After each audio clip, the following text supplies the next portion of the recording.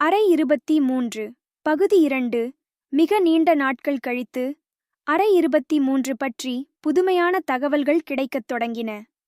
அந்த அறையில் தங்கிய பலரும் சீராகச் செயல்பட முடியாமல் அவர்கள் வாழ்க்கையில் ஏதோ ஒரு திடீர் மாற்றம் நிகழ்ந்ததாகக் கூறினார்கள்.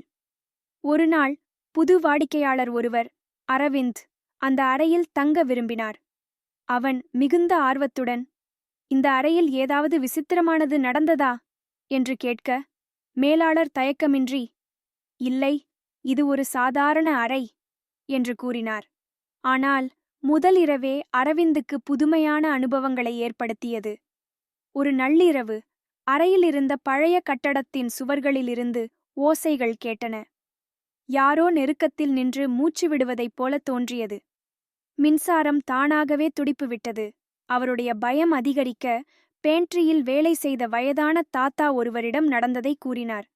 அந்த தாத்தா ஒரு சிரிப்பு சிரித்துவிட்டு, அந்த அறையின் உண்மை உனக்குத் தெரிந்துவிடும், ஆனால் அதை எதிர்கொள்ளத் தயாரா என்று கேட்டார். அறை 23 உண்மையில் என்ன நடக்கிறது? அரவிந்த் அதில் எந்த மர்மங்களை கண்டுபிடிக்கப் போகிறார்? 3ஆம் பகுதிக்கு தயாராகுங்கள்.